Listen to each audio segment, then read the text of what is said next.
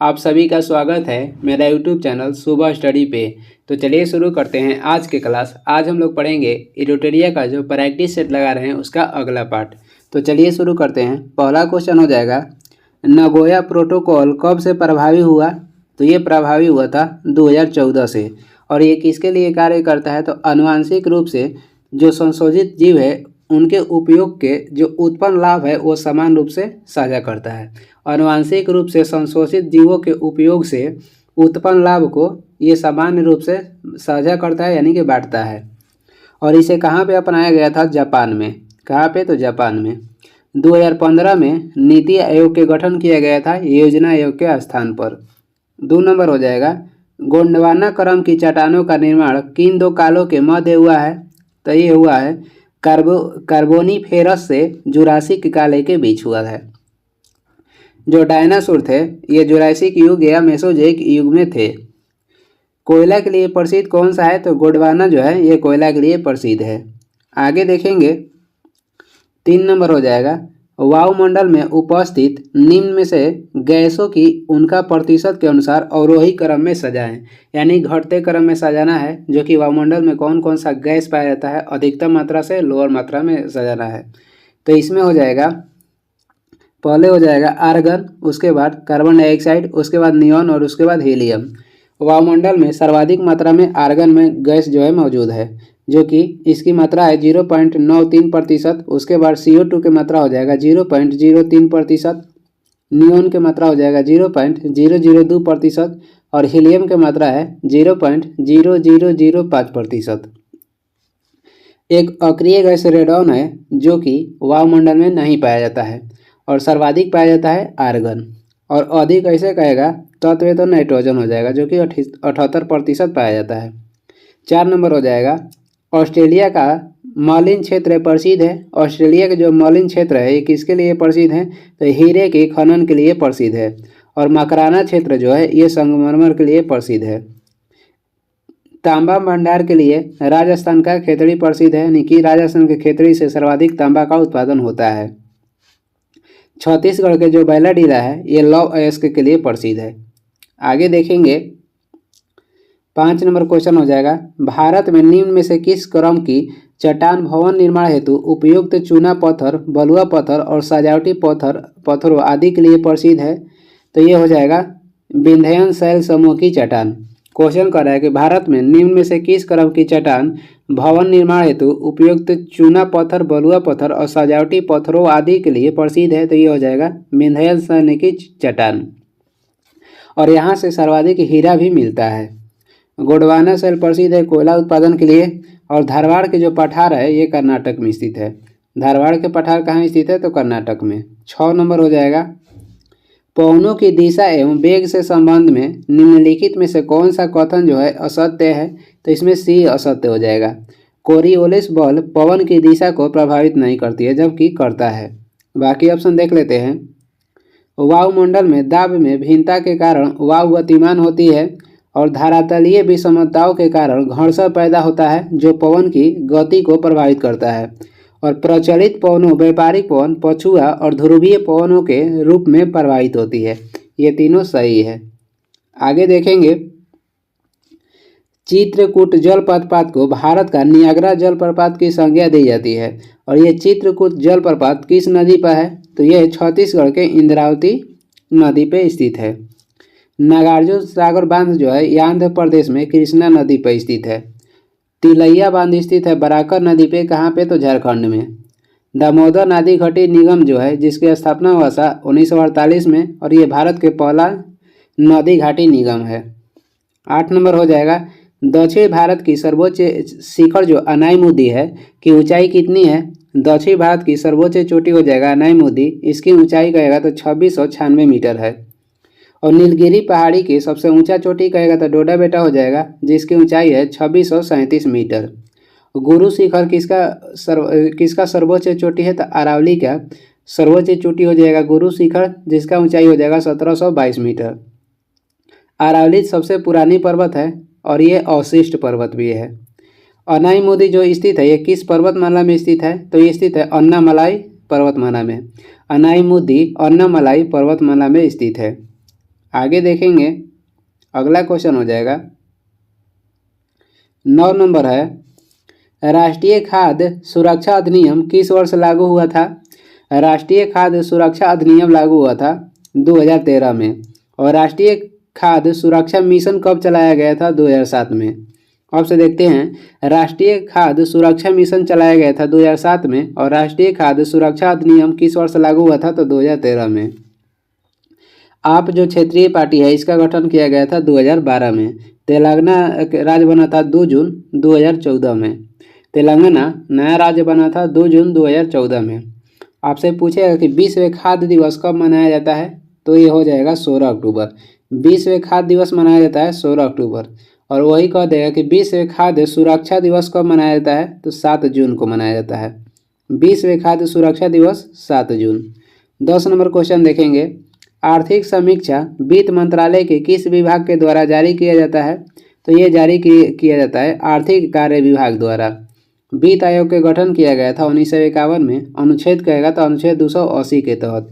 और प्रथम वित्त आयोग कौन थे? तो केसी नियोगी थे। और 15वां वित्त आयोग जो कि वर्तमान में चल रहा है इसका अध्यक्ष कहेगा तो एन.के. सिंह हो जाएंगे। आगे देखेंगे, 11 नंबर है, समावेशी विकास सूचकांक निम्नलिखित में से किसके द्वारा जारी किया जाता है? तो यह जारी किया जाता है विश्व आर्थिक मंच द्वारा। विश्व बैंक के गठन कहेगा तो 1944 में हुआ था और इसका मुख्यालय कहेगा तो वाशिंगटन डीसी हो जाएगा। विश्व व्यापार संगठन के गठन हुआ था 1 जनवरी 1995 में, मुख्यालय स्विट्जरलैंड के जेनेवा में है। कहेगा कि संयुक्त राष्ट्र संघ के गठन कब किया गया था? तो 24 अक्टूबर 1945 में किया गया था और इसका मुख्यालय हो जाएगा न्यूयॉर्क में। आगे देखेंगे, 12 नंबर क्वेश्चन हो जाएगा, यदि केंद्रीय बैंक द्वारा रेपो दर में वृद्धि की जाती है तो क्या होगा? मुद्रा प्रसार में कमी आती है। यदि केंद्रीय बैंकों द्वारा रेपो दर में वृद्धि की जाती है तो मुद्रा प्रसार में कमी आती है। बैंकों का बैंक कहेगा तो आरबीआई को कहते हैं, जिसका मुख्यालय मुंबई है और गठन हुआ था यंग हिल्टन समिति के तहत, जो कि यंग हिल्टन समिति गठन हुआ था 1926 में। 14 बैंकों के कहेगा राष्ट्रीयकरण कब किया गया था? तो ये किया गया था 1969 में। 13 नंबर क्वेश्चन हो जाएगा, उष्मा गतिकीय रूप से कार्बन का सर्वाधिक अस्थायी रूप कौन सा है? तो ये हो जाएगा ग्रेफाइट। उष्मा गतिकीय रूप से कार्बन का सर्वाधिक अस्थायी रूप कहेगा तो ग्रेफाइट हो जाएगा और ये विद्युत का सुचालक भी है। अधातु होते हुए भी ये विद्युत का सुचालक है। फ्लोरीन सर्वाधिक विद्युत का ऋणात्मक तत्व है। फ्लोरीन क्या है? तो विद्युत का सर्वाधिक ऋणात्मक तत्व है और सर्वाधिक धनात्मक तत्व कहेगा तो सीजियम हो जाता है। क्या हो जाएगा? सीजियम। हीरा का अपवर्तनांक कहेगा तो 2.42 होता है और हीरा के घनत्व कहेगा तो 3.52 हो जाएगा। आगे देखेंगे, 14 नंबर क्वेश्चन हो जाएगा, बोरेक्स के जलीय विलयन की प्रकृति कौन सी होती है? बोरेक्स की जलीय विलयन की प्रकृति कहेगा तो क्षारीय हो जाएगा। अधातु का ऑक्साइड होते हैं, अधातु का ऑक्साइड कहेगा तो अम्लीय होता है और धातु का ऑक्साइड कहेगा तो क्षारीय होता है। अधातु का ऑक्साइड हो जाएगा अम्लीय और धातु का ऑक्साइड होता है क्षारीय। बोरेक्स के सूत्र कहेगा तो Na2B4O7 10H2O हो जाएगा। Na2B4O7 10H2O। और बोरेक्स किसका अयस्क है? तो सोडियम का अयस्क है। आगे देखेंगे, 15 नंबर हो जाएगा, निम्नलिखित में से समूह 14 के तत्वों के लिए कौन सा कथन सत्य है? तो ये हो जाएगा, ये +2 और +4 ऑक्सीकरण प्रदर्शित करता है। जो समूह 14 है ये +2 और +4 ऑक्सीकरण प्रदर्शित करता है। समूह 14 के तत्व हो जाएगा कार्बन, सिलिकॉन, टीना और ये सीसा, ये सब कहेगा तो किसके समूह के तत्व है? तो समूह 14 के। आगे देखेंगे,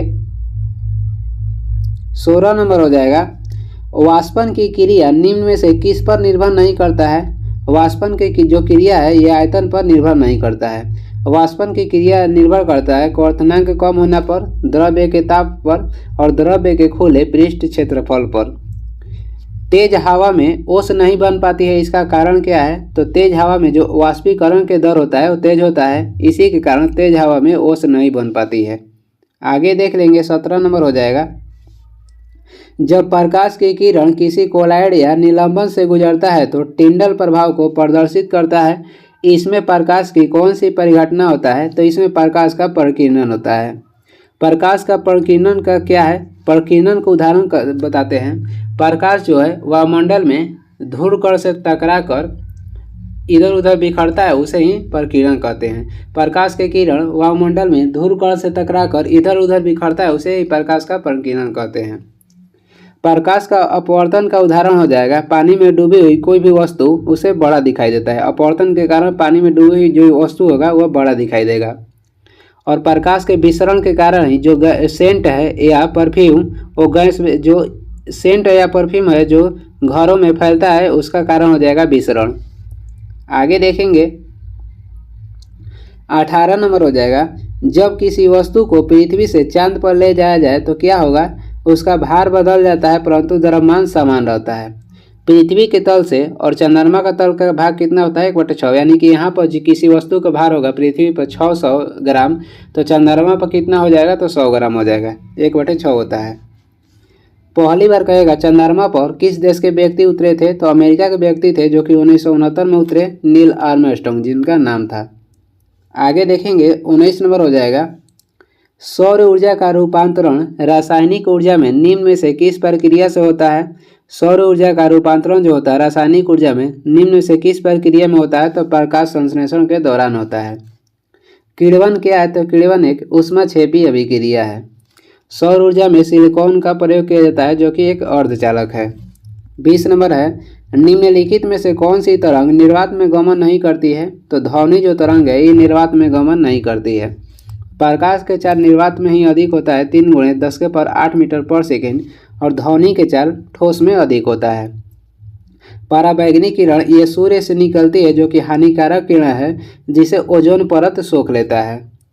ऊष्मा एक प्रकार का ऊर्जा है और इसका मात्रक कहेगा तो जूल हो जाएगा, और ये एसआई मात्रक होता है जूल, और 1 जूल बराबर 10⁷ अर्घ होता है।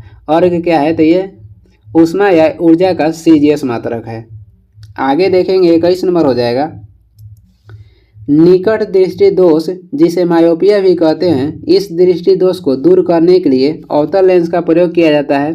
इसकी क्षमता क्या होती है? तो अवतल लेंस की जो क्षमता होता है ऋणात्मक होता है और उत्तल लेंस की क्षमता होता है धनात्मक।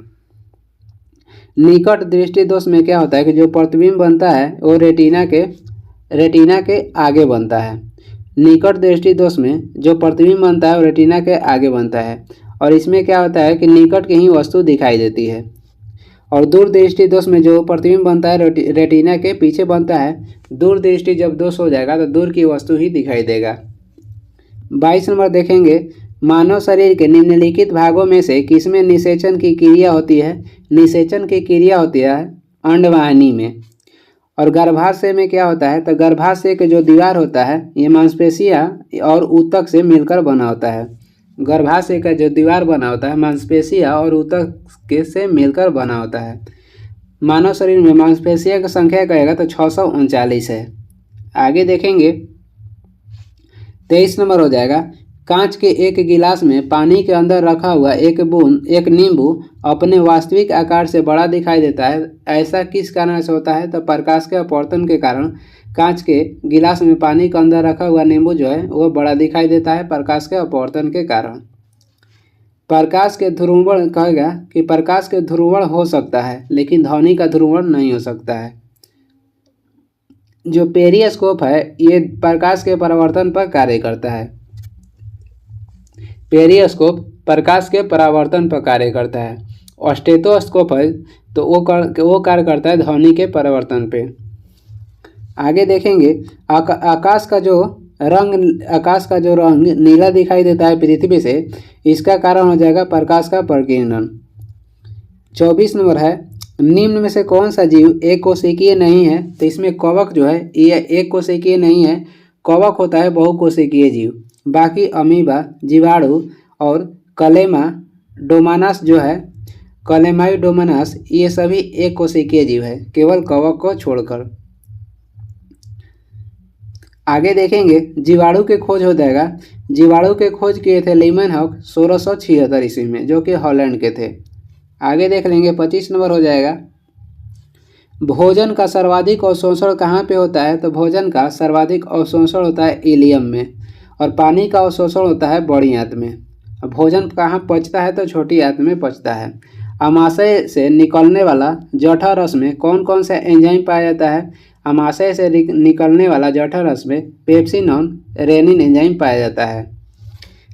26 नंबर देखेंगे, 26 नंबर हो जाएगा, निम्नलिखित में से कौन सा जल जनित रोग नहीं है? तो इसमें जो चेचक है ये जल जनित रोग नहीं है, बाकी हैजा, हेपेटाइटिस और टाइफाइड ये सभी जल जनित रोग है।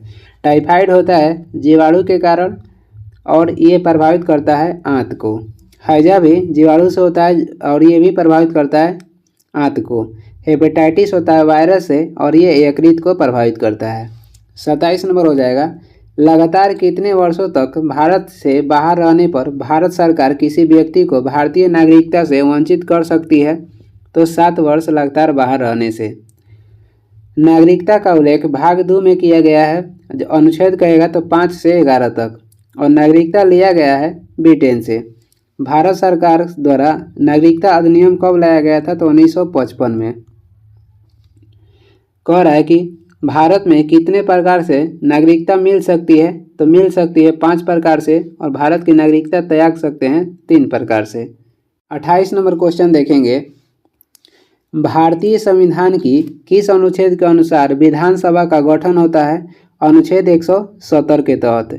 और वही विधान परिषद कहेगा, विधान परिषद का गठन का उल्लेख किया गया अनुच्छेद 169 में, और विधानसभा का 170 में। विधान परिषद जो है ये उच्च सदन के अंतर्गत आता है, और विधानसभा कहेगा तो ये निम्न सदन के अंतर्गत आता है। 29 नंबर क्वेश्चन हो जाएगा, राज्यसभा में निर्वाचित प्रतिनिधियों की अधिकतम संख्या कितनी हो सकती है?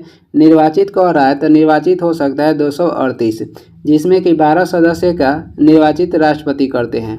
वही लोकसभा में 2 सदस्यों का निर्वाचित राष्ट्रपति करते हैं। और राज्यसभा के अधिकतम सदस्य का कितना हो सकता है? तो 250 हो सकता है। 30 नंबर क्वेश्चन हो जाएगा, यदि कोई विधायक लोकसभा के चुनाव में जीतता है तो कितने दिन की अवधि के अंदर उसे अपनी विधानसभा की सीट रिक्त करनी होगी, अन्यथा उसकी लोकसभा की सीट समाप्त हो जाएगी? तो 14 दिन के अतिरिक्त। यदि कोई विधायक लोकसभा के चुनाव में जीतता है तो कितने दिन की अवधि के अंदर उसे अपनी विधानसभा की सीट रिक्त करनी होगी, अन्यथा उसकी लोकसभा की सीट समाप्त हो जाएगी? तो 14 दिन के अंदर। राज्यसभा धन विधेयक को कितना दिन तक रोक सकता है? तो 14 दिन तक रोक सकता है। 31 नंबर क्वेश्चन हो जाएगा, निम्नांकित में से कौन संघ की कार्यपालिका शक्ति में शामिल होते हैं? निम्नांकित में से कौन संघ की कार्यपालिका में शामिल होते हैं? तो ये शामिल होते हैं 1, 2, 3, 4 हो जाएगा, यानी कि राष्ट्रपति, उपराष्ट्रपति, प्रधानमंत्री और महान्यायवादी। राष्ट्रपति भारत के एक राष्ट्रपति होंगे, इसका उल्लेख किया गया अनुच्छेद 52 में। और भारत के एक उपराष्ट्रपति होंगे, इसका उल्लेख है 63 में। और प्रधानमंत्री की नियुक्ति राष्ट्रपति करते हैं अनुच्छेद 75 के तहत, और महान्यायवादी की नियुक्ति भी राष्ट्रपति करते हैं अनुच्छेद 76 के तहत। प्रथम विधि अधिकारी कहेगा कौन होते हैं? तो प्रथम विधि अधिकारी महान्यायवादी होते हैं, और भारत के प्रथम महान्यायवादी कहेगा तो MC सीतलवाड़ थे। नियंत्रक एवं महालेखा परीक्षक का कहेगा किस अनुच्छेद के तहत उल्लेख किया गया है? इसका उल्लेख किया गया अनुच्छेद 148 में। आगे देखेंगे 32 नंबर हो जाएगा, राष्ट्रपति पर महाभियोग संसद की एक प्रक्रिया है, तो कौन सी प्रक्रिया है? राष्ट्रपति पर महाभियोग जो है ये संसद को एक अर्ध न्यायिक प्रक्रिया है, और ये लगाया जाता है अनुच्छेद 61 के तहत। और ये राष्ट्रपति पर जो महाभियोग लगता है ये लिया गया है अमेरिका के संविधान से, और इसे संसद के कोई भी सदन लागू कर सकता है, चाहे उच्च सदन हो चाहे निम्न सदन हो। और इसे कितना दिन पहले सूचना देना पड़ता है? तो 14 दिन पहले इसे सूचना देना पड़ता है। 33 नंबर क्वेश्चन हो जाएगा, निम्न में से वह कौन है जो संसद के किसी भी सदन का सदस्य नहीं होते हैं और न ही संसद में बैठता है लेकिन फिर भी संसद का अभिन्न अंग है? तो ये हो जाएंगे राष्ट्रपति। उपराष्ट्रपति की नियुक्ति भी राष्ट्रपति करते हैं, और उपराष्ट्रपति राज्यसभा का सभापति होते हैं अनुच्छेद 64 के तहत।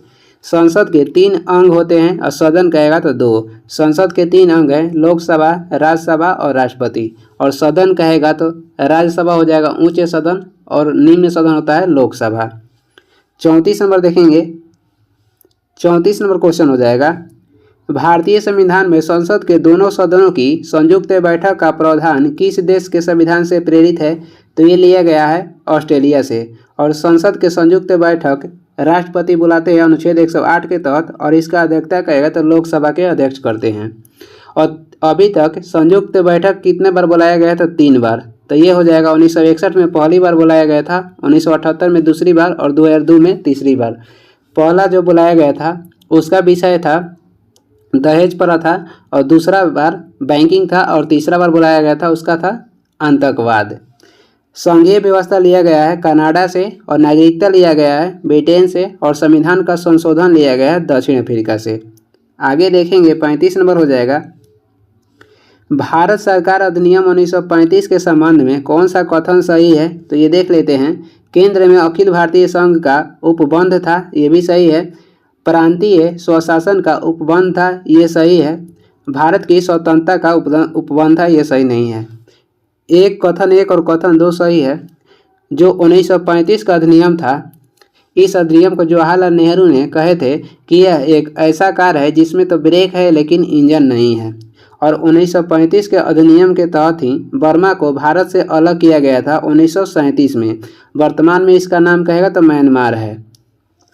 1935 के अधिनियम का भारतीय संविधान में सर्वाधिक योगदान भी है। आगे देखेंगे 36 नंबर हो जाएगा, भारतीय व्यापार में ईस्ट इंडिया कंपनी का एकाधिकार समाप्त हो गया। तो ये एक्ट था 1813 एक्ट के तहत भारतीय व्यापार में ईस्ट इंडिया कंपनी का एकाधिकार समाप्त हो गया। 1858 के तहत मुगल पद समाप्त कर दिया गया था। 1833 के एक्ट के तहत बंगाल का गवर्नर जनरल को भारत का गवर्नर जनरल बनाया गया था। 1833 के एक्ट के तहत बंगाल के गवर्नर जनरल को भारत का गवर्नर जनरल बनाया गया, और इसी के तहत पहली बार विधि आयोग का गठन भी किया गया था। 37 नंबर हो जाएगा, किसने भारत के विभाजन के विकल्प में माउंटबेटन को सुझाव दिया था कि जिन्ना को सरकार बनाने के लिए आमंत्रित करे? तो ये सुझाव दिए थे महात्मा गांधी। जवाहरलाल नेहरू संघ समिति के अध्यक्ष थे, और राजेंद्र प्रसाद ये संचालन समिति के अध्यक्ष थे। माउंटबेटन जो योजना था ये प्रस्तुत किया गया था 3 जून 1947 को। अबुल कलाम आज़ाद ये प्रथम स्वतंत्र भारत के प्रथम शिक्षा मंत्री थे। आगे देखेंगे 38 नंबर हो जाएगा, बटलर कमेटी 1927 में जिसका गठन किया गया था, इसका उद्देश्य क्या था? तो ये भारत सरकार एवं देशी राज्यों के मध्य संबंधों को सुधारना इसका उद्देश्य था। इसकी नियुक्ति कहेगा, बटलर कमेटी की नियुक्ति कौन किए थे? तो ये किए थे लॉर्ड इरविन। समाचार पत्रों पर प्रतिबंध कौन लगाया था? तो वर्नाक्यूलर जो प्रेस एक्ट था ये समाचार पत्र पर प्रतिबंध लगाया था। शिक्षा में सुधार, शिक्षा के सुधार से संबंधित आयोग कहेगा तो सैंडलर आयोग था जिसका गठन हुआ था 1917 में। और बटलर कमेटी के अध्यक्ष कौन थे? तो हरकोट बटलर थे। आगे देखेंगे 39 नंबर क्वेश्चन हो जाएगा, 1923 में गठित स्वराज पार्टी के प्रथम महासचिव कौन थे? तो ये थे मोतीलाल नेहरू। और स्वराज पार्टी गठन इलाहाबाद में हुआ था 1923 में, और किसने किया था? तो मोतीलाल नेहरू और चित्तरंजन दास मिलकर किए थे। केंद्रीय विधानसभा का प्रथम निर्वाचित अध्यक्ष कहेगा कौन थे? तो ये विठल भाई पटेल थे। 40 नंबर क्वेश्चन हो जाएगा, त्रिपुरी संकट के बाद कांग्रेस का अध्यक्ष किसे चुना गया था? त्रिपुरी संकट के बाद कांग्रेस के अध्यक्ष बनाए गए थे राजेंद्र प्रसाद। त्रिपुरी संकट में एक तरफ से सुभाष चंद्र बोस लड़े थे, और एक तरफ से महात्मा गांधी के अनुयायी थे पटाभी सीतारामैया, जिसे सुभाष चंद्र बोस हरा दिए थे, और हराने के बाद त्याग पत्र दिए। उसके बाद कांग्रेस के अध्यक्ष राजेंद्र प्रसाद को बनाया गया था। और त्रिपुरी कांग्रेस का अधिवेशन हुआ था मध्य प्रदेश में 1939 में, जिसका अध्यक्षता किए थे सुभाष चंद्र बोस। जवाहरलाल नेहरू कांग्रेस के 3 बार अध्यक्ष बने थे, एक बार 1929 में लाहौर, 1936 में लखनऊ, 1937 में फैजपुर महाराष्ट्र। सरदार वल्लभ भाई पटेल कांग्रेस के कराची अधिवेशन की अध्यक्षता किए थे, जो कि 1931 में हुआ था, और इसमें पहली बार मौलिक अधिकार की मांग भी की गई थी। अबुल कलाम आज़ाद ये कांग्रेस के सर्वाधिक दिन तक रहने वाले अध्यक्ष थे, और युवा अध्यक्ष भी थे, और ये रहे थे 1940 से 46 तक। आगे देखेंगे 41 नंबर हो जाएगा, बंगाल विभाजन के समय वायसराय कौन था? तो ये था लॉर्ड कर्जन। और इनका कार्यकाल कहेगा तो 1899 से 1905 तक था। और बंगाल विभाजन को रद्द किए थे लॉर्ड हार्डिंग 1911 में। लॉर्ड मिंटो के कार्यकाल में मार्ले मिंटो सुधार लाया गया था।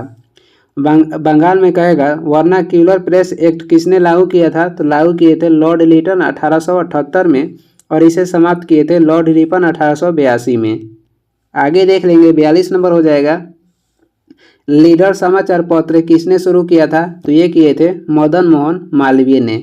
और बॉम्बे क्रॉनिकल पत्रिका के संपादक कहेगा तो फिरोज शाह मेहता हो जाएंगे। कॉमन बिल या न्यू इंडिया पत्रिका के संपादक हो जाएंगे एनी बेसेंट। बाल गंगाधर तिलक की पत्रिका का नाम हो जाएगा केसरी और मराठा। केसरी जो पत्रिका थी इसका भाषा था मराठा, और मराठा जो पत्रिका थी इसका भाषा कहेगा तो इंग्लिश था। 43 नंबर हो जाएगा। संथाल विद्रोह में विद्रोहियों ने किस अंग्रेजी कमांडर को हराया था, तो मेजर बारो को हराए थे। संथाल विद्रोह हुआ था झारखंड के पूर्वी क्षेत्र में, और कब हुआ था, तो 1855 से 56 तक हुआ था। और इसका नेता कहेगा तो सिद्धू और कान्हू हो जाएंगे। आगे देखेंगे हड़प्पा सभ्यता से किस धातु की प्राप्ति नहीं हुई है, तो लोहा की प्राप्ति नहीं हुई है। लोहा का प्राप्ति हुआ था उत्तर वैदिक काल में। हड़प्पा सभ्यता के कार्यकाल कहेगा 2500 ईसा पूर्व से लेकर 1750 ईसा पूर्व तक था। तांबा के शत्रु गंधक होता है। और कांसा किसका मिश्र धातु है, तो तांबा और टीन का मिश्र धातु है कांसा। राग गोविंद की रचना किसने की, राग गोविंद की रचना किए थे मीराबाई ने, और इनका जन्म हुआ था 1498 में। सूर सागर की रचना किए थे सूरदास। और गीत गोविंद के लेखक हो जाएंगे जयदेव, जो कि लक्ष्मण सेन के दरबार में रहते थे। आगे देखेंगे 46 नंबर हो जाएगा। किस मुगल बादशाह ने शाहरुख नामक सिक्का चलाया था, तो ये शाहरुख नामक सिक्का चलाए थे बाबर ने। न्याय के जंजीर स्थापित किए थे जहांगीर ने, और बाबर ने बाबरनामा को तुर्की भाषा में लिखा था। पंचमहल का निर्माण किसने करवाया था, तो अकबर करवाए थे। जिंदा पीर कहा जाता है औरंगजेब के, और इन्होंने आलमगीर की उपाधि भी धारण की थी। 47 नंबर हो जाएगा। विभिन्न युद्धों को कालक्रम के अनुसार व्यवस्थित करें, तो इसमें पहला हुआ था खनावा का युद्ध, जो कि 1527 में हुआ था बाबर और राणा सांगा के बीच, जिसमें बाबर ने जिहाद के नारा भी दिया था। और इसके बाद हुआ था घाघरा के युद्ध, जो कि बाबर और मोहम्मद लोधी के बीच 1529 में हुआ। इसके बाद हुआ था चौसा का युद्ध, जो कि शेर शाह सूरी और हुमायूं के बीच हुआ था 1539 में। सामूगढ़ के युद्ध हुआ था इसके बाद 1658 में। यह हुआ था दारा सिकोह और औरंगजेब के बीच, और ये क्रम से अनुसार हो जाएगा। पहले 1527, उसके बाद 1519, उसके बाद 1539, उसके बाद 1658। ऑप्शन हो जाएगा ए। आगे देखेंगे 48 नंबर हो जाएगा। ऋग्वेद में हिरण्य शब्द का प्रयोग किस धातु के लिए किया गया है, तो ये किया गया है सोना के लिए। और सोना धातु स्वतंत्र रूप में पाया जाता है। विद्युत का सबसे अच्छा चालक कहेगा तो चांदी हो जाएगा। और लोहा जो है इस पे जंग लगने के बाद इसका भार जो है बढ़ जाता है। 49 नंबर है। निम्नलिखित में से किसे जहांगीर ने खान की उपाधि दी थी, तो जहांगीर ने खान की उपाधि दिए थे हॉकिंस को, जो कि जहांगीर के दरबार में आए थे 1609 ईस्वी में, और सर थॉमस रो आए थे 1615 ईस्वी में। जहांगीर के बचपन का नाम या उपनाम कहेगा तो सलीम था। जॉब चार्नक जो थे ये कलकत्ता नगर की स्थापना किए थे कब, तो 1690 में। आगे देखेंगे 50 नंबर और लास्ट क्वेश्चन है। डन हिल कप निम्न से किस खेल से संबंधित है, डन हिल कप का संबंध हो जाएगा गोल्फ से, और राइडर कप का संबंध भी गोल्फ से हो जाएगा। नेहरू कप का संबंध कहेगा तो बास्केटबॉल से है, और टेबल टेनिस से संबंधित कप हो जाएगा जयलक्ष्मी कप। जयलक्ष्मी कप का संबंध होता है टेबल टेनिस से। और मार्डेका कप का संबंध कहेगा तो फुटबॉल से है। हमारे रूम के पास सरस्वती पूजा रखा गया है, जो कि यहाँ साउंड बज रहा है तो कभी कभी हल्ला भी हो रहा है बहुत सारा। आगे देखते हैं कुछ वन लाइनर है। किस समिति के सिफारिश पर मौलिक कर्तव्य को संविधान में जोड़ा गया था, तो ये समिति थी सरदार स्वर्ण सिंह समिति, जो कि 42वां संविधान संशोधन के तहत 1976 में जोड़ा गया था। पहले जब संविधान सभा लागू हुआ था उसमें मौलिक कर्तव्य की संख्या 10 ही थी, और 86वां संविधान संशोधन 2002 में 11वां मौलिक कर्तव्य जोड़ा गया था। वर्तमान में हमारे संविधान में मौलिक कर्तव्य की संख्या कितना है, तो 11 है। भारतीय संघ की कार्यपालिका की शक्ति किसमें निहित होती है, तो राष्ट्रपति में निहित होती है अनुच्छेद 53 के तहत। राष्ट्रपति के निर्वाचन संबंधी नियमों का उल्लेख किया गया है अनुच्छेद 54 में। राष्ट्रपति का निर्वाचन अनुच्छेद 54 में है। राष्ट्रपति के निर्वाचक मंडल में शामिल होते हैं संसद के दोनों सदनों के एवं राज्य विधानसभाओं के निर्वाचित सदस्य। राष्ट्रपति के निर्वाचक मंडल में कहेगा कौन शामिल होते हैं, तो संसद के दोनों सदनों एवं राज्य विधानसभाओं के निर्वाचित सदस्य शामिल होते हैं। 17वें संविधान संशोधन द्वारा किन दो केंद्र शासित प्रदेश के विधानसभा के निर्वाचित सदस्यों को राष्ट्रपति के निर्वाचक मंडल में शामिल किया गया है, तो दिल्ली और पुदुचेरी। राष्ट्रपति का निर्वाचन होता है तो एकल संक्रमणीय मत प्रणाली द्वारा। राष्ट्रपति के कार्यकाल यानी कि पदावधि का उल्लेख किसमें किया गया है, तो अनुच्छेद 56 में। राष्ट्रपति उम्मीदवार को जमानत राशि के रूप में जमा करना होता है तो 15,000 रुपये। आगे देखेंगे राष्ट्रपति के पद के लिए पुनर्निर्वाचन पात्रता का उल्लेख किया गया है, तो ये किया गया अनुच्छेद 57 में। राष्ट्रपति निर्वाचन होने हेतु अर्हताएं का उल्लेख किया गया है, तो ये हो जाएगा अनुच्छेद 58, यानी कि राष्ट्रपति की योग्यता कहेगा तो अनुच्छेद 58 में है। राष्ट्रपति द्वारा लिए जाने वाले शपथ किस अनुच्छेद में उल्लेख किया गया है, शपथ या प्रतिज्ञा पत्र जो है इसका उल्लेख मिलता है अनुच्छेद 60 में। आगे देखेंगे राष्ट्रपति पर महाभियोग की प्रक्रिया का उल्लेख किया गया है, तो यह अनुच्छेद 61 में इसका उल्लेख किया गया है। राष्ट्रपति द्वारा संसद के दोनों सदनों का संयुक्त अधिवेशन बुलाने का उल्लेख किया गया है अनुच्छेद 108 में, और ये लिया गया है ऑस्ट्रेलिया के संविधान से। राष्ट्रपति द्वारा संसद के दोनों सदनों द्वारा पारित विधेयक पर सहमति अथवा रोक अथवा पुनः विचार हेतु सदन को लौटाने का उल्लेख किया गया है अनुच्छेद 111 में। राष्ट्रपति को अध्यादेश जारी करने की शक्ति प्रदान की गई है अनुच्छेद 123 में, और राष्ट्रपति सर्वोच्च न्यायालय से परामर्श ले सकते हैं अनुच्छेद 143 के तहत। किसी भौगोलिक क्षेत्र को अनुसूचित क्षेत्र घोषित करने का संवैधानिक अधिकार किसके पास है, तो राष्ट्रपति के पास है। यहाँ साउंड बज रहा है, थोड़ा आवाज़ आएगा, मैनेज कर लीजिएगा। ये इस वीडियो का लास्ट क्वेश्चन था, और वीडियो को लास्ट तक देखने के लिए धन्यवाद। वीडियो पसंद आ रहा है तो लाइक कर दीजिएगा, अगर चैनल पर नए हैं तो सब्सक्राइब भी कर दीजिएगा। कुछ सुझाव एवं सलाह देना है तो कमेंट करके ज़रूर बताएं। इसका PDF चाहिए तो डिस्क्रिप्शन में टेलीग्राम का लिंक है, वहाँ से डाउनलोड कर लें, या टेलीग्राम पे सर्च भी कर सकते हैं शुभ स्टडी। Thank you.